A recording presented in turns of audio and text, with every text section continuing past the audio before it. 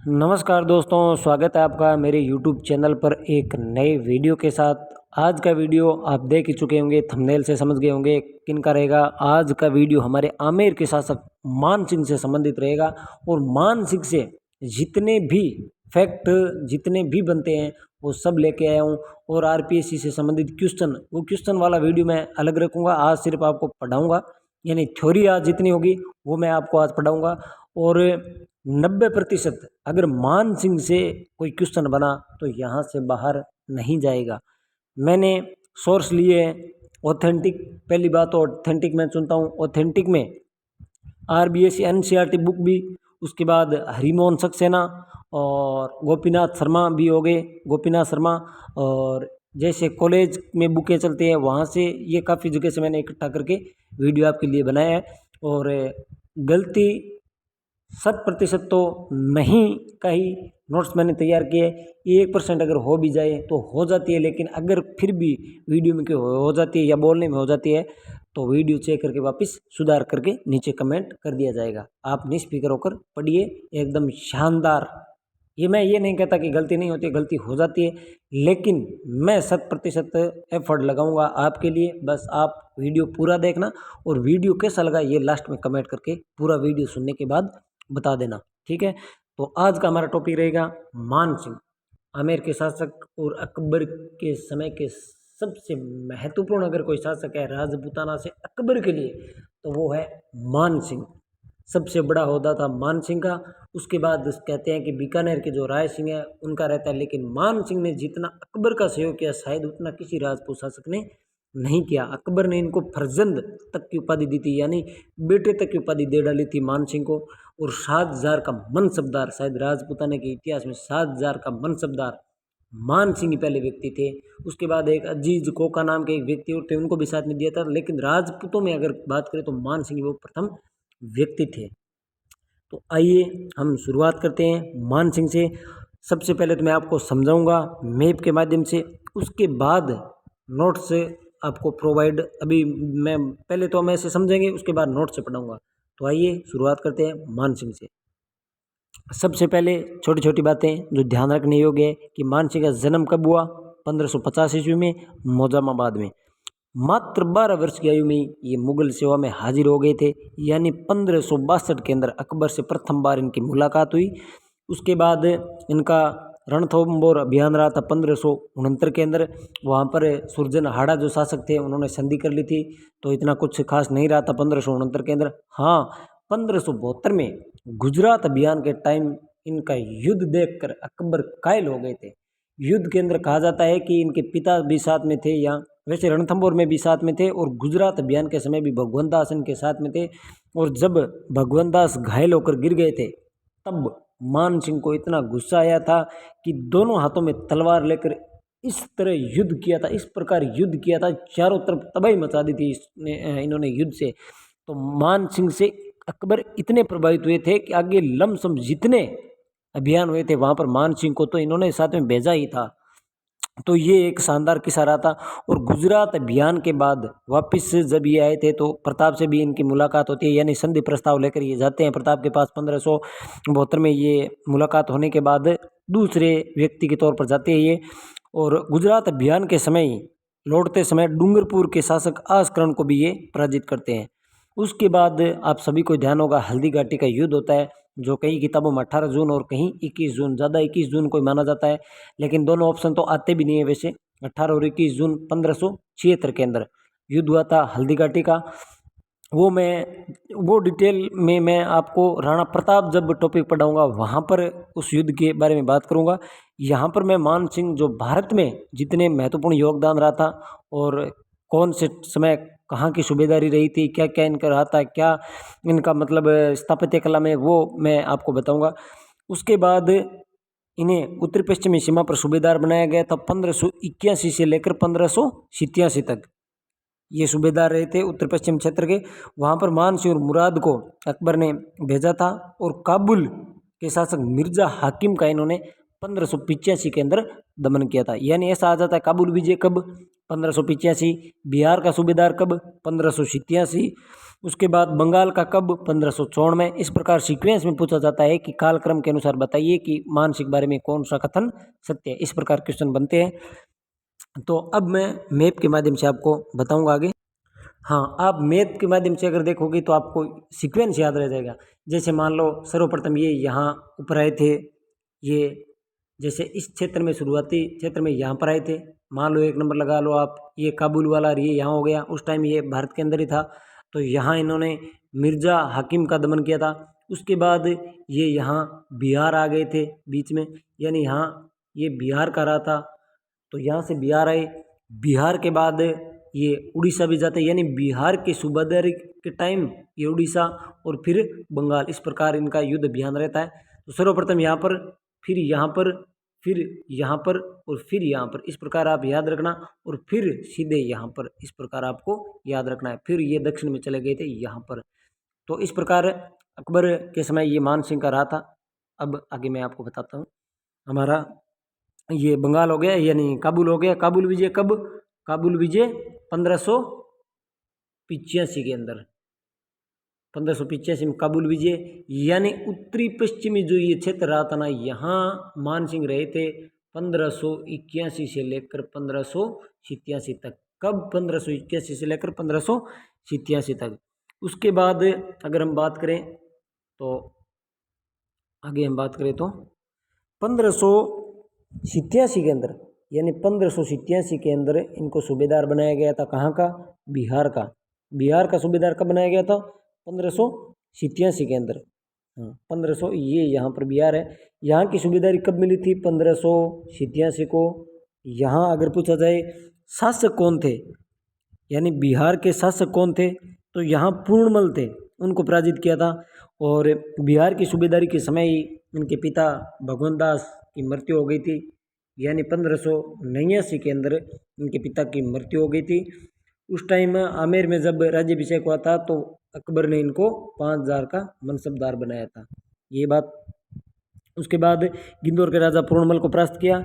इसी वर्ष मान सिंह ने खड़गपुर के राजा संग्राम सिंह को भी हराया था, यानी बिहार का जो अभियान था उस समय खड़गपुर के राजा संग्राम सिंह को भी पराजित किया था मान सिंह ने। ये बात भी आप ध्यान रखना। वो आगे मैंने सब आपको नोट्स में मिल जाएंगे, आप चिंता मत करिए, आप बस ध्यान से वीडियो को सुनिए। जो मैं बोल रहा हूँ वो नोट्स में आपको मिल जाएगा। और फिर भी कोई बच जाता है नोट्स में तो आप एक बार वीडियो पूरा सुनिए, उसके बाद नोट्स से आप लिख लीजिए, थोड़ा जगह छोड़ छोड़ कर, फिर दोबारा वीडियो सुनिए। कोई अगर फैक्ट बीच में बच जाता है तो वो आप नोट कर लेना। इस प्रकार आपको बनाने हैं।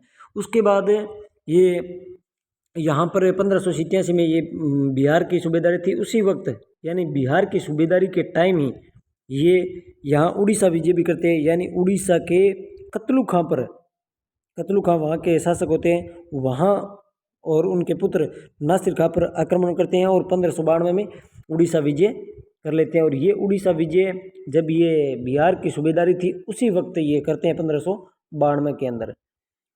उसके बाद ये अभियान पूरा हो जाता है। इस अभियान के बाद अगला इनका अभियान रहेगा बंगाल के अंदर, यानी अगला इनका, एक बार ये मिटा देता हूँ। हाँ, तो अब आगे देखिए अगला। और एक बात और, जो ये बिहार के टाइम इन्होंने यहाँ पर कुछ मतलब जैसा कि यहाँ इस वर्ष मान सिंह ने, ये तो हो ही गया। उसके बाद यहाँ पर इन्होंने कुछ महल के निर्माण करवाए थे। वो महल थे बिहार में मानपुर और रोहतासगढ़, यानी बिहार में एक तो मानपुर नगर बसाया था और उसके बाद रोहतासगढ़ जो बिहार के अंदर महलों का निर्माण करवाया था। उसके बाद अगला जो अभियान इनका रहेगा वो रहेगा बंगाल का। यानी अगर पूछा जाए बंगाल की सूबेदारी कब मिली थी, ये बंगाल हो गया। तो बंगाल की, एक मिनट, हाँ, तो ये बंगाल यहाँ पर आ गए कब आए? 1594 के अंदर। तो 1594 के अंदर बंगाल की सूबेदारी इनको दी गई थी। और यहाँ पर बंगाल में ये जब आए थे तो यहाँ पर इनके विद्रोही जो थे वो थे इंसा खां, सुलेमान और केदार राय। शायद आपने ये नाम पहली बार सुना होगा, इंसा खां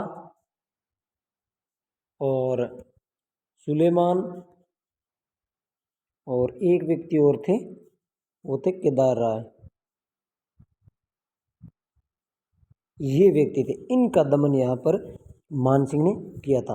और बंगाल के शासक केदारनाथ को परास्त कर यहाँ से शिला देवी की मूर्ति को आमेर में प्रतिष्ठित करवाया था। यानी ये पूछा जा सकता है कि मान सिंह ने किस अभियान के तहत शिला देवी की मूर्ति को वहाँ से लाकर आमेर में प्रतिष्ठापित या स्थापित किया था। तो बंगाल अभियान के तहत इन्होंने वहाँ से केदारनाथ को पराजित किया और शिला देवी की मूर्ति आमेर में प्रतिष्ठित करवाई। उसी टाइम मतलब उस युद्ध के समय इनके पुत्र थे जगत सिंह, उनकी मृत्यु हो गई थी। दो पुत्र और थे इनके, बंगाल अभियान के तहत दो पुत्र और थे, एक तो जगत सिंह हो गए और इसके अलावा इनके दो पुत्र दुर्जन सिंह और हिम्मत सिंह ये भी युद्ध में मारे गए थे। यानी बंगाल अभियान के तहत इन मान सिंह के 3 पुत्रों की मृत्यु हो गई थी। तब मान सिंह बीमार पड़ गए थे और वहाँ से मान सिंह आना चाहते थे वापस। तो अकबर ने वहाँ से वापस इनको राजस्थान बुलाया और राजस्थान में 1597 के अंदर वापस बुलाकर अजमेर का सूबेदार बनाकर सलीम के साथ अजमेर भेज दिया। ये बात भी ध्यान रखना, ये जो मैंने आपको बताया है अजमेर वाला, ये NCERT बुक्स और ऑथेंटिक बुक में है, शायद आप पहले नहीं पढ़ा है, तो इस बात को ध्यान रखना। और 1596 के अंदर कूच बिहार के राजा लक्ष्मी नारायण को पराजित किया और मान सिंह ने अकबरपुर या राजमहल की स्थापना की थी बंगाल में।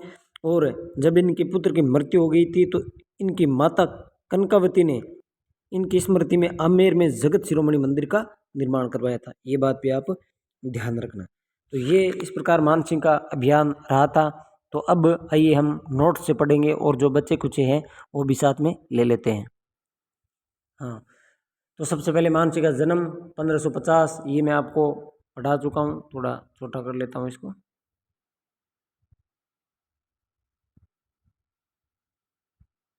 हाँ, अब ठीक रहेगा। हाँ, तो 1550 के अंदर इनका जन्म हुआ था। और फरजंद की उपाधि, ये क्वेश्चन आ सकता है कि फरजंद की उपाधि किसने दी थी? अकबर ने दी थी। 1562 में अकबर से प्रथम बार मुलाकात हुई थी। 1569 में रणथंभौर अभियान हुआ था। 1572 में गुजरात अभियान, यहाँ वापस लौटते हुए डूंगरपुर के शासक आसकरण को पराजित किया था। ये बात मैंने आपको बता दी है। जून में 1576 में हल्दी घाटी का युद्ध हुआ था। उत्तर पश्चिमी सीमा का सूबेदार इनको 1581 से लेकर 87 तक ये यहाँ पर रहे थे। इनके साथ मान सिंह और साथ में मुराद को भेजा गया था। यहाँ मिर्जा हाकिम को दमन किया था। यानी काबुल विजय कब रही थी? 1585 के अंदर ये काबुल विजय है, ये 1581 है यहाँ पर, ये ध्यान रखना। हाँ, अब ठीक है। ये देखिए आप, काबुल विजय 1585 आप ध्यान रखना, 1585 है, एग्जाम में आ भी चुका है ये। उसके बाद बिहार का सूबेदार कब बनाया था? 1587 के अंदर। 1589 में यानी बिहार के अभियान के टाइम ही इनके पिता भगवत दास का देहांत हो गया था। बाद में 5000 मनसबदार बनाकर राज्याभिषेक के समय अकबर ने दिया था। यहाँ के राजा थे पूर्णमल, उनको पराजित किया था।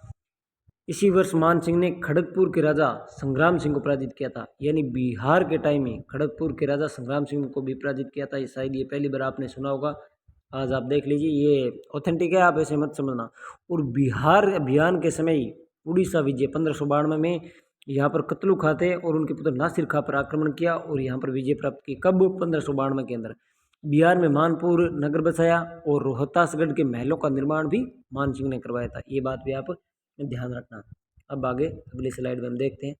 बंगाल का सूबेदार 1554 के अंदर बनाया गया था। मान सिंह ने यहाँ के विद्रोही सरदारों इंसा खां, सुलेमान और केदार राय का दमन किया था। किनका? मान सिंह ने यहाँ पर इंसा खां, सुलेमान और केदार राय का दमन किया था। बंगाल के शासक केदारनाथ को परास्त कर यहाँ से शिला देवी की मूर्ति को आमेर में प्रतिष्ठापित करवाया था। ये बात भी आप ध्यान रखना। उसके बाद 1596 में कूच बिहार के राजा लक्ष्मी नारायण को इन्होंने पराजित किया था। और यहाँ पर जब ये केदारनाथ को पराजित किया था तो यहाँ पर शिला देवी की मूर्ति थी वो आमेर में लाकर यहाँ पर स्थापित करवाया था मान सिंह ने। जो आमेर में शिला देवी की मूर्ति है वो मान सिंह ने स्थापित करवाई थी।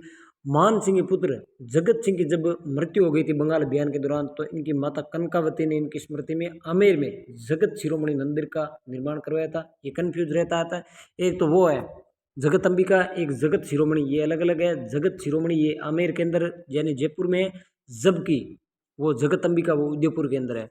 तो इसी अभियान के बंगाल अभियान के तहत ही मान सिंह, दो पुत्र और थे, ये यहाँ पर मैंने नीचे लिख रखा है, दुर्जन सिंह और हिम्मत सिंह, इनकी भी मृत्यु हो गई थी। ये मान सिंह के पुत्र थे, तो इस बात का भी ध्यान रखना।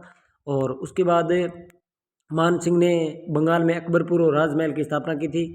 और 1597 के अंदर, यानी 1500 मान सिंह 1596 में बीमार हो गए थे, क्योंकि इनके पुत्रों की मृत्यु हो गई थी और यहाँ पर काफ़ी दिक्कतें हुई। तब 1597 के अंदर अकबर ने मान सिंह को वापस राजस्थान बुला लिया और अजमेर सूबे का सूबेदार बनाकर सलीम के साथ अजमेर भेज दिया। सलीम कौन है? ये सलीम जहांगीर है, उसके साथ अजमेर भेज दिया। 1605 में, ये बात ध्यान रखना, एग्जाम में आ चुकी है, कब? 1605, ये बात आप ध्यान रखना। 1605 के अंदर मान सिंह को 7000 का मनसब प्रदान किया था। किसने? ये भी पूछ सकते हैं। अकबर ने किसको? मान सिंह को। इकलौते व्यक्ति है ये मान सिंह जो 7000 का मनसब प्रदान किया था। उसके अलावा एक अजीज कोका और थे, उनको भी 7000 का मनसब दिया गया था। हो सकता है ये एग्जाम में क्वेश्चन बन जाए कि मान सिंह के अलावा किसको 7000 का मनसब दिया था, तो अजीज कोका को मान सिंह के अलावा 7000 का मनसब दिया था। तो इस प्रकार मान सिंह और अकबर का सहयोग रहा था। अगर बात करें मान सिंह का अकबर के प्रति विश्वास के बारे में, तो आप गौर से सुनिएगा इस बात को कि जब हल्दी घाटी का युद्ध मान लो हुआ था, तो जब महाराणा प्रताप ने मुगलों की दीनता स्वीकार करने से इनकार कर दिया, तो हल्दी घाटी युद्ध में मान सिंह को अपना सेनानायक चुना था अकबर ने। मान सिंह पर अकबर का इतना विश्वास था, उसे मतलब अपने खुद के सैनिकों से ज़्यादा मान सिंह को महत्व देते थे। और मान सिंह ने भी कभी इनके विश्वास को टूटने नहीं दिया था। अकबर का इतना अटूट विश्वास था कि अकबर ने दर्शाया कि राजपूत एक बहादुर, वफादार और निष्ठावान सामाजिक वर्ग था, जो हमेशा अपने शासक की बेहतरीन के लिए वचनबद्ध थे। मान सिंह हल्दी घाटी की लड़ाई में साबित कर दिया था, यानी मान सिंह ने हल्दी घाटी की जब युद्ध हुआ था तो साबित कर दिया था कि राजपूत पक्षपात और धर्मांधता में कभी यकीन नहीं करते थे। अकबर को मान सिंह की वफादारी पर पूर्ण विश्वास था, तो दूसरी तरफ मान सिंह ने भी अपने कर्तव्य के सामने कभी अपने क्षेत्रीय व धार्मिक पृष्ठभूमि को कभी आड़े नहीं आने दिया। तो इस प्रकार मान सिंह और अकबर के बीच ये सहयोग रहा था और अपने काल के महानतम शासकों में माने जाते हैं। मान सिंह भी, अगर आमेर के शासकों की बात करें तो इनका मूल्यों के प्रति हमेशा ही सहयोग रहा था। उसके बाद आगे हम बात करें तो मान सिंह की मृत्यु कब हुई थी? 1614 के अंदर। कहाँ? एलिचपुर या इलिचपुर, ये कहाँ पर है? ये महाराष्ट्र के अंदर है। ये बात भी ध्यान रखना, एग्जाम में आ चुका है ये कि मान सिंह की मृत्यु कहाँ पर हुई थी। ऐसा पूछा था कि एलिचपुर कहाँ पर है, ये एलिचपुर कहाँ पर है, तो ये महाराष्ट्र के अंदर। उसके बाद हम आगे बात करें तो ये मैं यहाँ मिटा देता हूँ।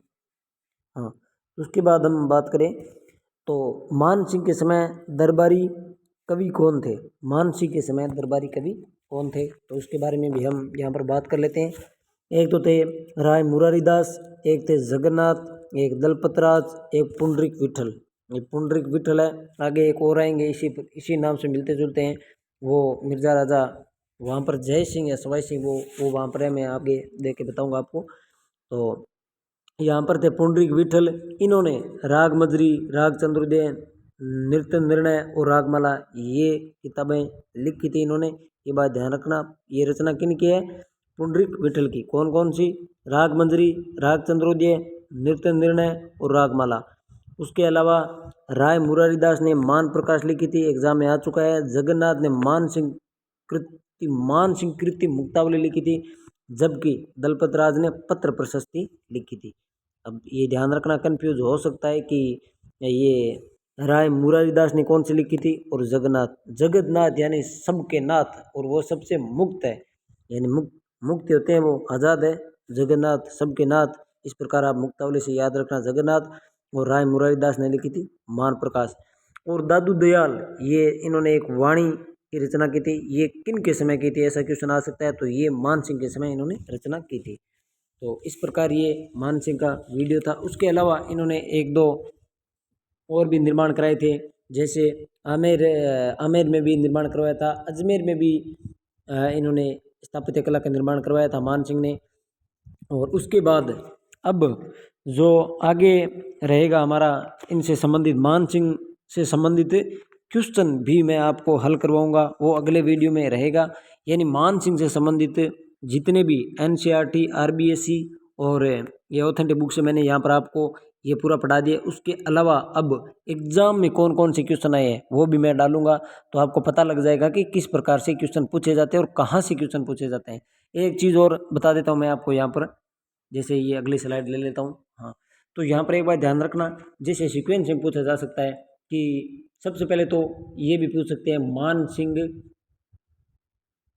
मान सिंह को कहाँ की सूबेदारी, मान सिंह को कहाँ की सूबेदारी नहीं दी गई थी। 4 ऑप्शन दे देंगे ऐसे, बंगाल, बिहार, काबुल, बिहार, काबुल, और एक कोई अलग डाल देंगे। तो इस प्रकार हमें ये भी ध्यान रखना है। उसके अलावा सीक्वेंस से पूछा जा सकता है। सीक्वेंस से कैसे, सीक्वेंस से ऐसे पूछा जा सकता है, जैसे मैंने ये तीनों लिखे हैं तो इन तीनों की आप ले लीजिए। जैसे क्वेश्चन आ सकता है कि कार्यकाल के अनुसार मान सिंह की सूबेदारी के बारे में बताइए। तो जैसे बिहार, बंगाल और काबुल से दे सकते हैं। तो हमें ध्यान रखना है बिहार की कब थी, 1587 के अंदर, और काबुल की कब, 1585 के अंदर, और उसके बाद बंगाल की 1554 में, और 1597, ये बात भी ध्यान रखना, 1597 के अंदर ये अजमेर आ गए थे। अजमेर की सूबेदारी इनको दी गई थी कब, 1597 के अंदर, 1597 के अंदर। और उसके अलावा एक ये भी क्वेश्चन है आ चुका है पहले भी कि मान सिंह को 7000 की सूबेदारी, यानी 7000 की जो सूबेदारी मान सिंह को दी गई थी वो कब दी गई थी, ये क्वेश्चन भी आ चुका है। तो 7000 की सूबेदारी जो दी गई थी वो कब की, ये 7000 की सूबेदारी कब दी गई थी, तो ये दी गई थी 1605 के अंदर। इससे पहले कई किताबों में आपको 1604 भी मिल जाएगा, लेकिन ये आरपीएससी एग्ज़ाम में आ चुका है, उन्होंने 1605 माना है। तो ये बात आप ध्यान रखना। उसके बाद मान सिंह और वो सलीम यानी जहांगीर के टाइम में इनका उतना खास रहता नहीं है, इनको दक्षिण भेज देते हैं और वहाँ दक्षिण में एलिचपुर में इनकी मृत्यु हो जाती है। उससे पहले भी इनके बीच एक विद्रोह कर देते हैं खुसरो, तो मान सिंह खुसरो का साथ देता है, मान सिंह खुसरो का साथ देता है। और खुसरो जो अकबर का पोता था, बेटा, तो ये जहांगीर बनना था और खुसरो ने वहाँ पर विद्रोह कर दिया था। और विद्रोह किया तब बाद में जब वो राजा बन गए थे सलीम यानी जहांगीर, तो इन्होंने इनको दक्षिण में भेज दिया था वहाँ पर अभियान के तहत, और वहीं पर रहते हुए इनकी मृत्यु हो गई थी। तो इस प्रकार ये मान सिंह से संबंधित हमारे सभी मैंने आपको ये बता दिए, मान सिंह से संबंधित जितने भी फैक्ट बनते थे वो सभी मैंने आपको बता दिए। और उसके बाद अगला वीडियो इनसे संबंधित क्वेश्चन का रहेगा जो मैंने पढ़ाया है, और जो एग्ज़ाम में आए हुए हैं वो यहाँ पर क्वेश्चन भी मैं सभी लेके आऊँगा आपके लिए। तो निश्चित रहिए, आप बस पढ़िए और क्लास का आनंद लीजिए। उसके अलावा वीडियो कैसा लगा ये कमेंट बॉक्स में कमेंट करके ज़रूर बताना, और चैनल को सब्सक्राइब करना। और अगर मान लो बढ़िया नहीं लगा है आपको वीडियो, तो चैनल को सब्सक्राइब मत करना। अगर आपको अच्छा लगा है तो ज़रूर करना, और लाइक भी करना, और कमेंट करके ज़रूर बताना कि अच्छा लगा है तो अच्छा बोलो, नहीं लगा है तो कह दो नहीं लगा अच्छा, तो मैं कोशिश करूँगा और अच्छा वीडियो बनाने की। और अगर आपको वाकई में अच्छा लगा है तो सब्सक्राइब कर देना, अगर नहीं लगा है तो अनसब्सक्राइब कर देना, वो आपकी इच्छा है, आपकी मर्ज़ी है, जैसा आप चाहो वैसा कर दो। तो धन्यवाद दोस्तों, मिलेंगे नेक्स्ट वीडियो में एक नए टॉपिक के साथ, तब तक के लिए धन्यवाद।